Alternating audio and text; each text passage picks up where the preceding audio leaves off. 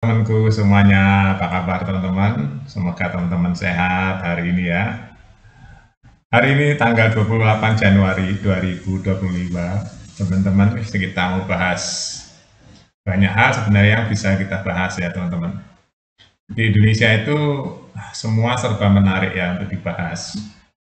Karena memang ada tantangan tersendiri ya kalau kita bahas sesuatu yang memang masih bisa diolah gitu ya.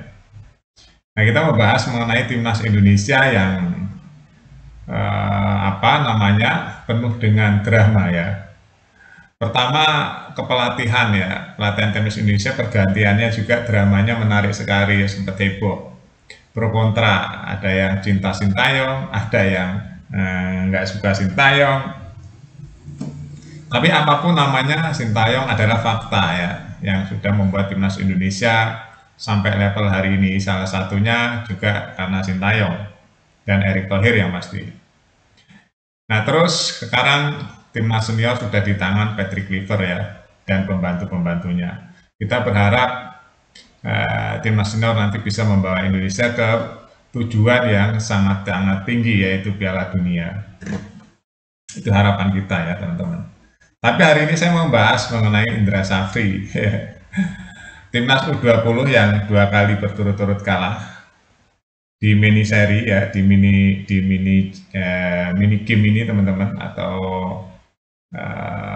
pertandingan beberapa negara saja, yaitu Indonesia, Suriah, India, dan Jordania. Indonesia 2 kali bertanding kalah. Tadi malam kalah telak ya teman-teman, 0-2.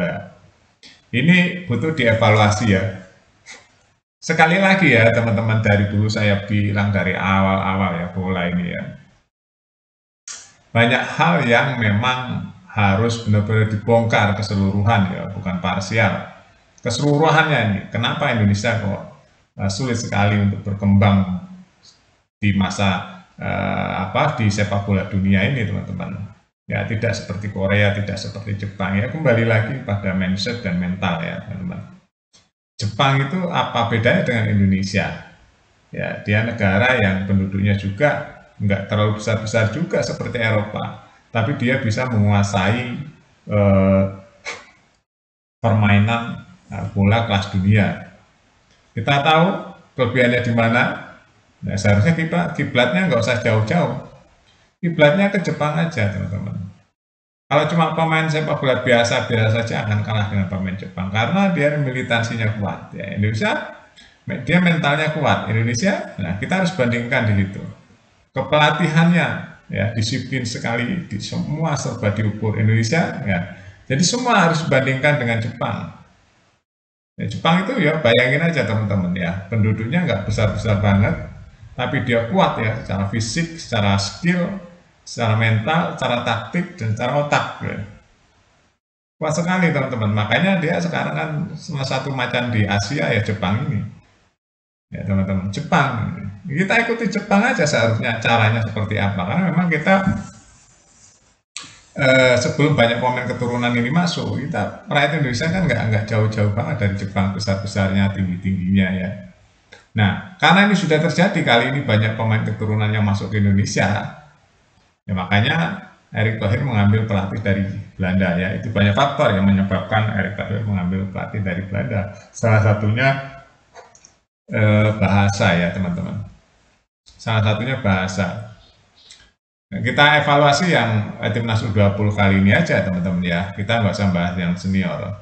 Karena U20 ini nanti akan pergi ke Cina setelah ini, akan bertemu dengan tim-tim kuat seperti Iran, Uzbekistan, terus Yaman ya.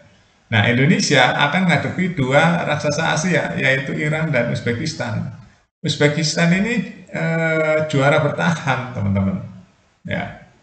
Uzbek ini juara bertahan, dia kelasnya sudah kelas dunia. Kita tahu kita sulit sekali ngalahin Uzbekistan ya, di U20, U23 kita sulit sekali. Lihat aja badannya, fisiknya, cara bermainnya ya.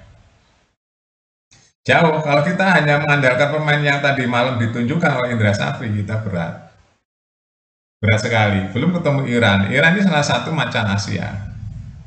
Ya, macan Asia juga, Iran, ya, Uzbek, terus Korea, terus Jepang, gitu ya.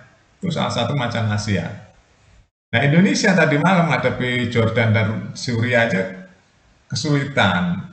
Terus cara mainnya, permainannya monoton. Ya, strateginya itu aja, seperti nggak punya strategi lain. Ya, itu. Terus nggak terlalu terengginas seperti Jepang. Saya bilang, ikutilah Jepang. Cara latihannya, terus cara bermainnya, kecerdasannya. Ikuti Jepang. Minimal kita nggak samain Jepang, kita nggak jauh-jauh dari Jepang. Ya, semuanya cara latihannya dan sebagainya. Sebenarnya kemarin sudah ada ya auranya dari Sintayong. Jadi Jepang dan Korea ini kan nggak terlalu jauh beda ya, ngototnya, fisiknya dan sebagainya. Ya memang harus ngotot. Kalau nggak ngotot jangan berharap bisa jadi sesuatu di bidang apapun ya. Apalagi di bidang olahraga fisik seperti bola ya harus ngotot. Kalau fisiknya nggak kuat ya nggak bisa menjadi sesuatu teman-teman di bola itu seperti itu.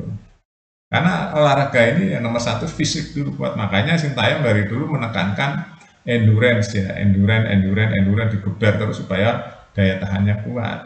Jangan baru main 30 menit udah loyo, ya susah. Iya kan? Nah itu. Aura Sintayong fakta ya teman-teman, mempengaruhi persepak bola Indonesia. Dengan adanya Sintayong sebagai pelatih timnas Indonesia U17, U20, U23 jadi ngetop kan. Masuk Asia semua kan, iya kan. Nah, jadi kita juga harus berterima kasih dengan Sintayong. Nah, terus walaupun semua ada pro kontranya ya. Sekarang kita apa ya bahas mengenai Indra Safri. Indra Safri ini kan walaupun dia juara ASEAN ya, tapi strateginya mudah sekali dibaca. Ini yang membuat lawan-lawan itu dengan mudah mematahkan permainan Indonesia karena strateginya tuh nggak berubah-berubah, strateginya mudah sekali dibaca. Itu aja strateginya. Ya, ini awal yang kurang bagus untuk timnas U20 ya. Karena 2 pertandingan kemasukan 3 ya. Suriah aja negara yang sedang konflik ya bertahun-tahun, kita kalah 0-2. Secara kasat mata kita emang kalah kualitasnya dari Suriah, apalagi nanti lawan Uzbek, lawan Iran di pertandingan resmi ya. Ini yang saya khawatirkan. Harus dievaluasi ya, Indra Safri juga harus dievaluasi mana yang kurang ya, mana yang lebih, yang kurang ditambah, yang lebih ditingkatkan lagi, dipertahankan dan ditingkatkan lagi. Dan juga apa ya, padahal lumayan lama ya ini timnas U20 di tangan Indra Safri ini ya, lumayan ya kemarin latihannya. Tapi permainannya masih monoton seperti itu. Kelihatan sekali monoton saat lawan Jordan, lawan Suriah apalagi ya tadi malam. Jadi kita netizen banyak yang kontra ya terhadap hasil pertandingan mini game ini ya teman-teman. Ya jadi apa ya? Apakah harus ini mulai gampang ya netizen bilang Indra Safri out, Indra Safri out, ya jangan terlalu out-outan gitu lah ya. Jangan, kita harus lihat nanti progresnya. Ini kan belajar ya, namanya juga latihan tanding ya. Belajar, tapi harus kreatif ya. Strateginya kreatif, perubahan-perubahan pemain itu cara-cara juga kita bisa ukur, kita bisa lihat ya. Kalau kita mau nonton stuck terus ya kita nanti membahayakan juga ya teman-teman di Piala Dunia kualifikasi Piala Dunia ini nanti teman-teman di Piala Asia U20 ini ya. Jadi kita tunggu aja kita bisa berbuat apa ya sebagai penggemar timnas, sebagai fan timnas, kita cuma bisa seperti ini ya, menyikapi, menonton, terus mengkritisi ya. Gimana nih kira-kira peluang timnas U20 di Piala Asia dan menuju Piala Dunia nanti, apakah ada peluangnya sedang dihadapi raksasa Asia ya.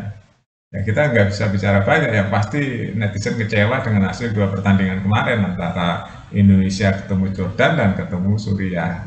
Ya itu aja teman-teman ya, kita update lagi nanti beritanya yang lain di Buat Makan TV. Sampai jumpa.